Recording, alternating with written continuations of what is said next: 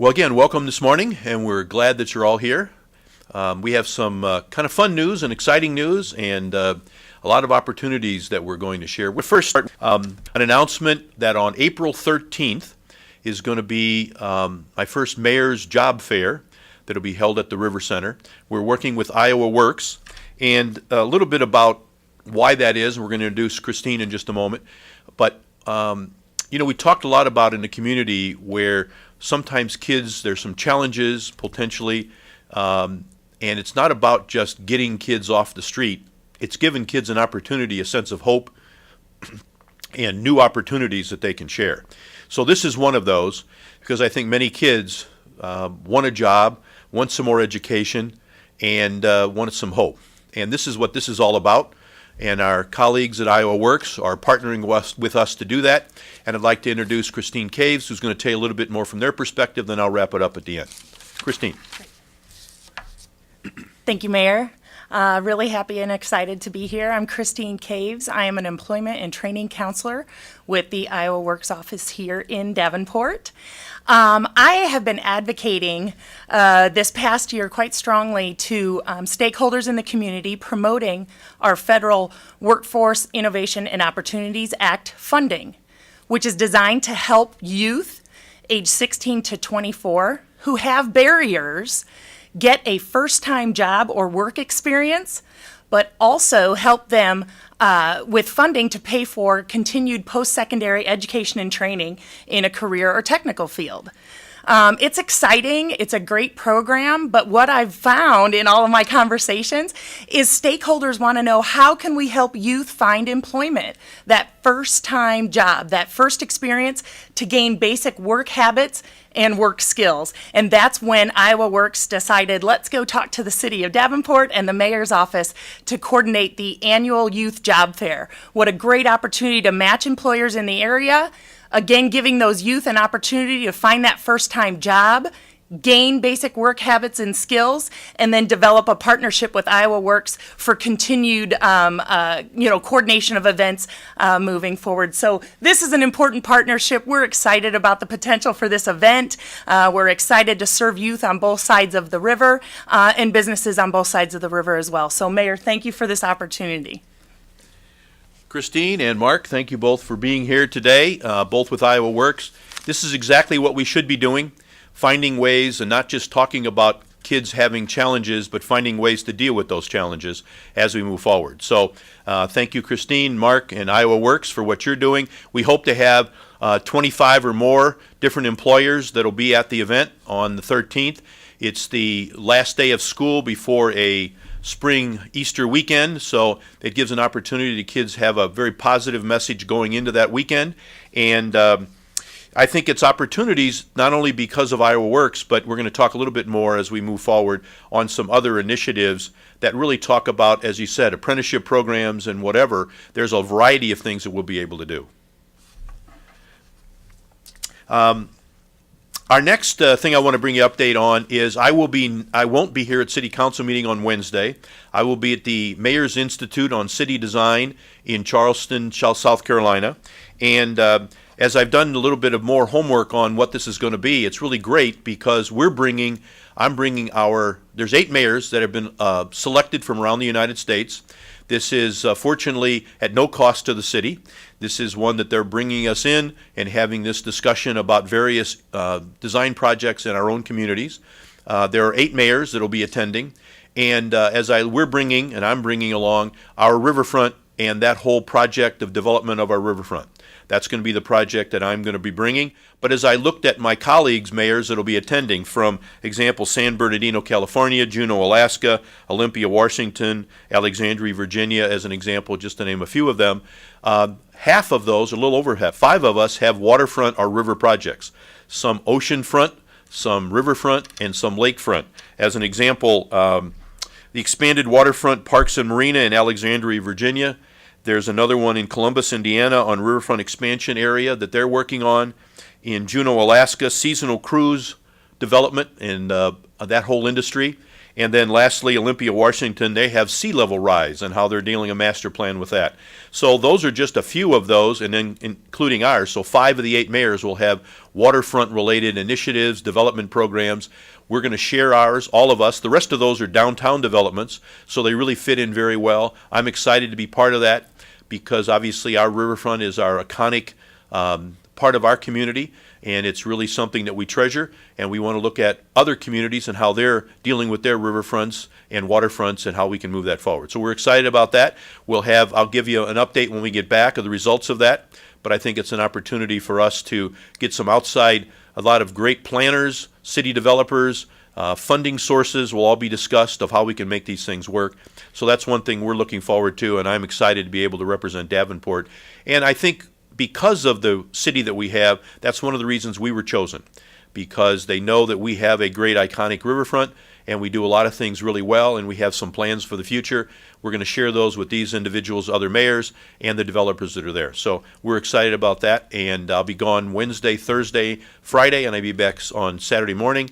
And I think that's pretty exciting that we're going to concentrate very intense sessions during that period. We'll have some time at the end if you have questions, so we'll wrap up with some questions at the end for all of us.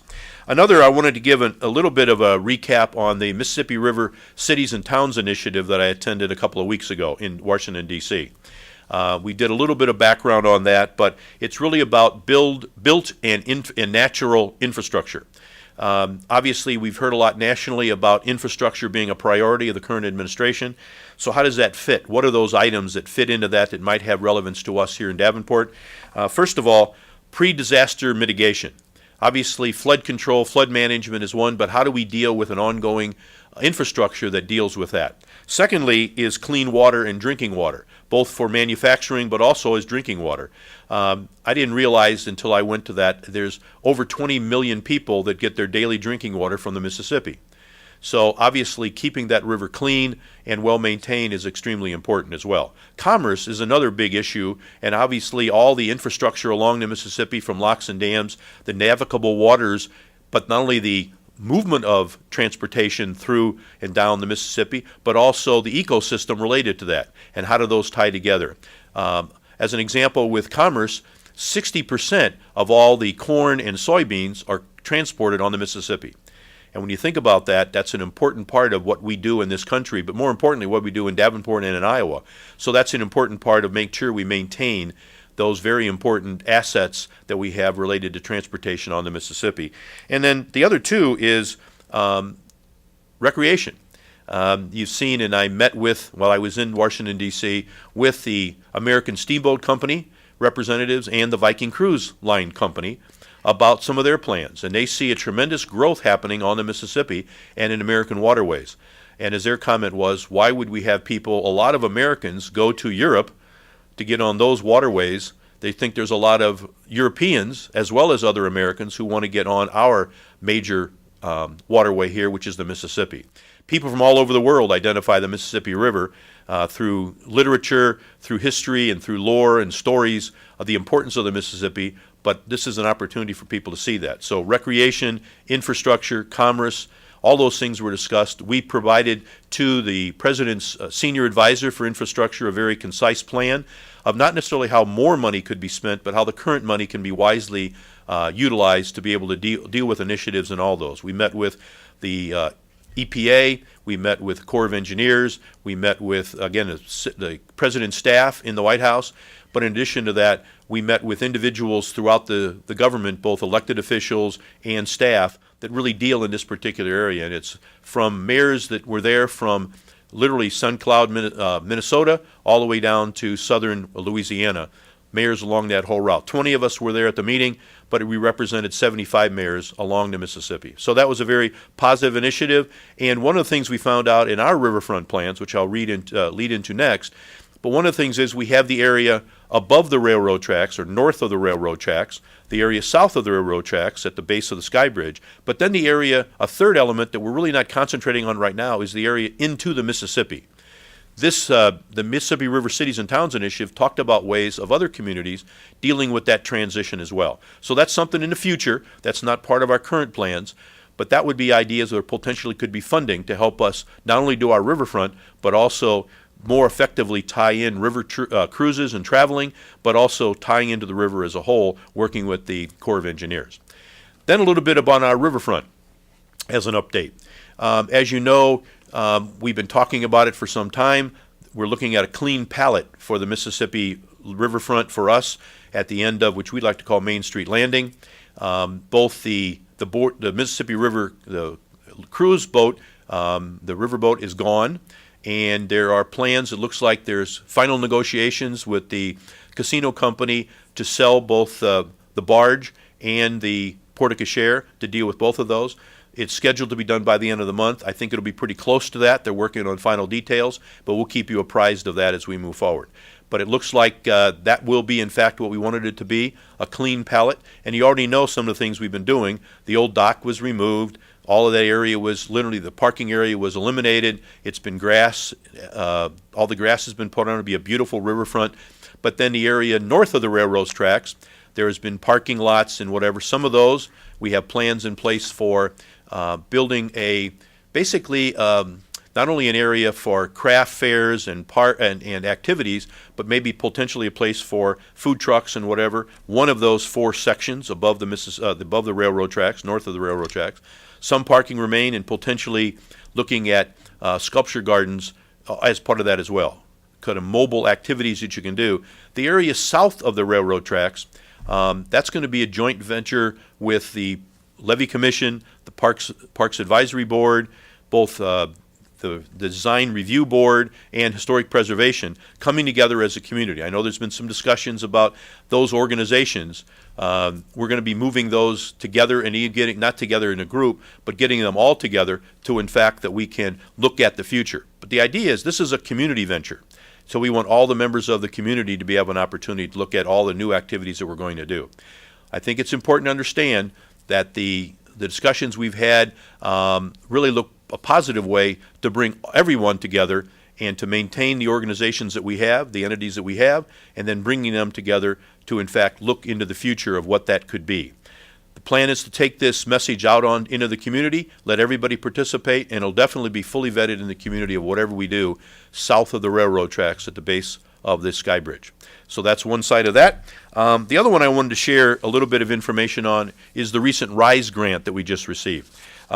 I think it's important. The total grant was over $2.5 million in improvements in road access related to the Stairlight property, and was approved unanimously by the Iowa Department of Transportation. So that's important, because a lot of the work that we're doing, we hear about both craft and Stairlight going in at that location in that Eastern Iowa Industrial Park. But most of that funding is coming from the state to do all the infrastructure that we need. That was part of that overall plan. So we're excited about that. The project will support, again, many jobs, both at Stairlight and then at Craft. There's 100 new jobs initially, with over 500 planned over the next couple of years. Same thing with Craft, maintaining almost 500 jobs. So those are very important, but it's important that we understand as well that the RISE grant, and we've received a number of RISE grants in the last couple of years, and I think those are important, large numbers that we've received that'll help with those expansion projects. The next thing I just wanted to share with you, another bit of good news, is the most recent cohort of the Citizens Academy. Some of you in the room have attended the Citizens Academy, and it is an opportunity for us to get more community members involved and engaged in the city operations and how the city runs and how we do the various, not only aspects of the community, but meet city officials, city staff, and to learn more about your community. There'll be about, I think there's 30 individuals that are in this cohort. There's a 9-week program. It starts next Monday on the 27th, this latest cohort. It'll start here in City Hall, and people literally from each of the wards, from all different walks of life, will be coming together, and it's the reports back on the people that have graduated or completed that have been very, very positive. So we're looking forward to another great cohort of that. So anybody, as you want to check in and try that out and see what we're doing, we'd love to have you there. And again, we start next week here. And lastly, I just wanted to give you an update that ties really from where we started this discussion and to the end. Our public safety Blue Ribbon panel met. One of the couple things came out of that. First of all, we looked at priority dispatch with determinants, and we're working with That was one of our goals that we wanted to work towards. That's happening in full bore right now with the Scott Emergency Communications Center and all the individuals participating, all the fire chiefs, police chiefs, to how can we even more effectively make sure that we send the right resources to any instance that comes up in the community. We want to make sure that we send all that we need to make sure everyone is served. At the same time, we don't necessarily in all cases need everything running hot with fire lights and sirens to an area where someone potentially might have just tripped and fallen, and maybe we can do that a little differently. But ultimately, the priority dispatching will be, we'll look very closely at what resources need to be sent and then send them appropriately, and ultimately always we're going to be erring if we have to on the side of safety. Send extra and not less. So that's the idea as we move that forward.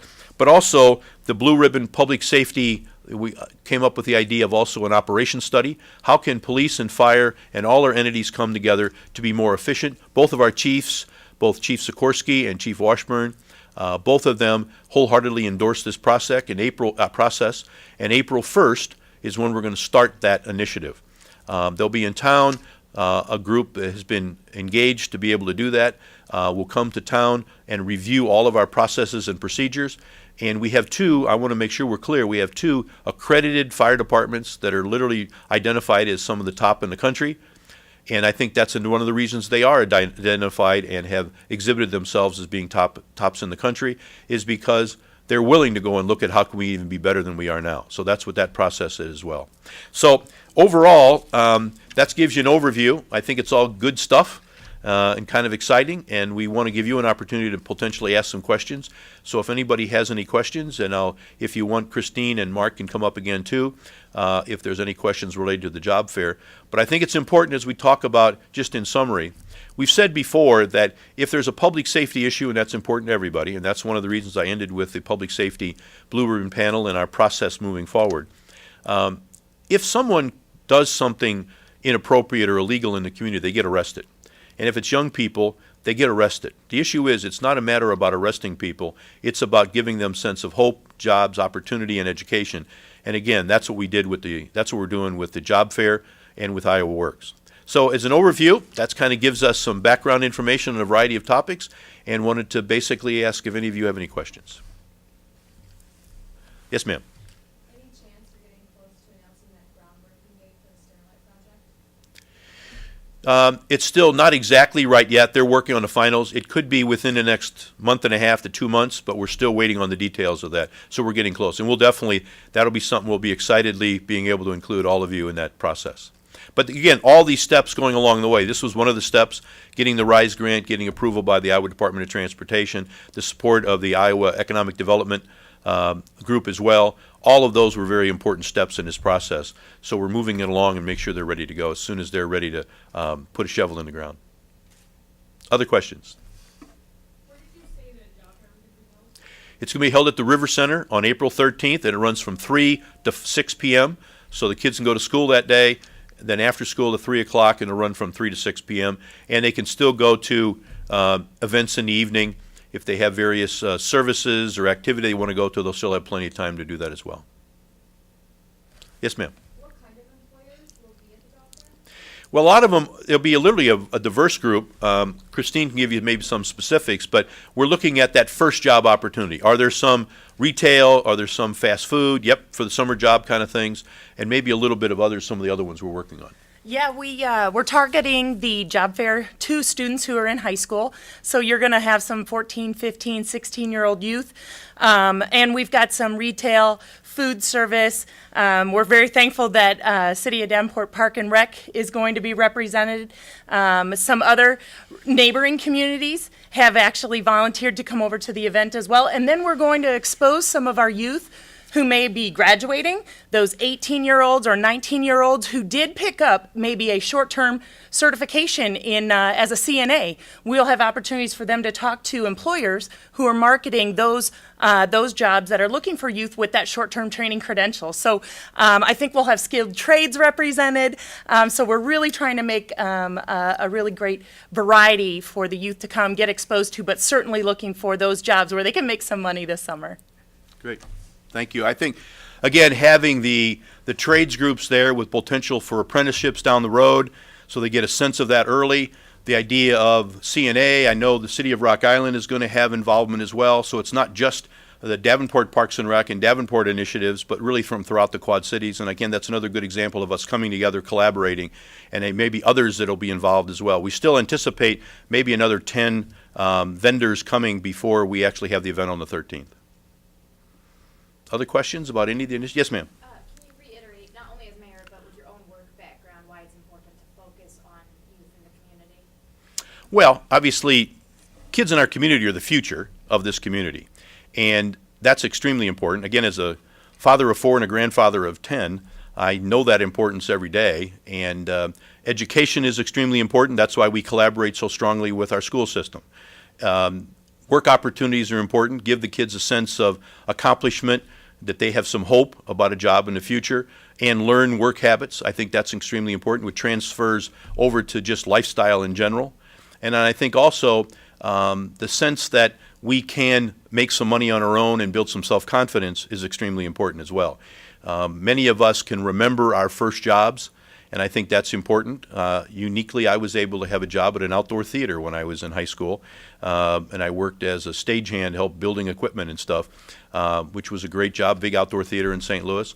And a lot of individuals helped mentor me along that path as well about the importance of work and being on time and the quality of your work. That's something we all need to learn and continue to learn. But also that I think the biggest message for this job fair is that the kids in our community know that we care enough about them that we're going to try to help them find a job. There's a lot of people that say, well, go out and find a job. Well, that doesn't give a young person a lot of hope and opportunity there. It may cause a lot of stress and discomfort and anxiety.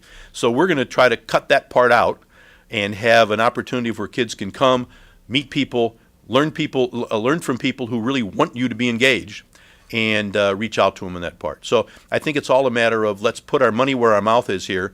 It's a matter of it's more than just trying to keep a community safe by getting people that aren't following the rules off the streets, but it's more giving hope and opportunity so that all kids, we love them being on the streets because they're great kids and have a great future. Any other questions? Really quickly, has Iowa Works ever done a job fair like this with such a young kind of age group that you're kind of targeting? Yes, Iowa Works actually, Iowa Works actually has participated in past Mayor's Youth Job Fairs. And so we've always been there reaching out to our business partners to get them involved, volunteering at the event. We hosted some breakout sessions, mock interviewing, tips and tricks, resume writing suggestions. Iowa Works is there as an employment resource really to youth and adults here in the Quad Cities. We host free workshops, career development workshops. We have summer programs, and of course any career development or job assistance at the center here on Kimberly Road in Davenport. So Iowa Works has been a part of it. We just had a year off, I guess, with the transition of the mayor last year, but we're really, really excited to bring back some enthusiasm and re-engage the youth in the community toward employment. It's really great timing, to be honest, aligning with the Q 2030 goals, right, of gaining more citizens in the Quad City area with a post-secondary degree or certification. And what better way to introduce youth to that first-time work experience, how to get those strategies for finding job, how to find your pathway to get to post-secondary education and training and into the workforce. So it's really a pipeline conversation. And again, lining up with our regional vision, lining up with great partnership here in Davenport. I hope that many of you will attend the event because you'll be quite pleased with the turnout, I'm sure. Yes. Is the information primarily getting out through schools? Is that how you're getting the information to the age group? Yep, we're going to use some of the social media, obviously, between the city and Iowa Works. We've approached radio and media to help us promote the event as well. And certainly word of mouth, talking directly with school officials to get that into their announcements for students or any of their printed material, backpack newsletters, things like that. We're really trying to be very direct about our communication and promoting the event. And we, again, one of the things I talk about, our commitment is always to partnership and collaboration. And this is the first time I think we've actually co-branded this, where it's the city and Iowa Works coming together.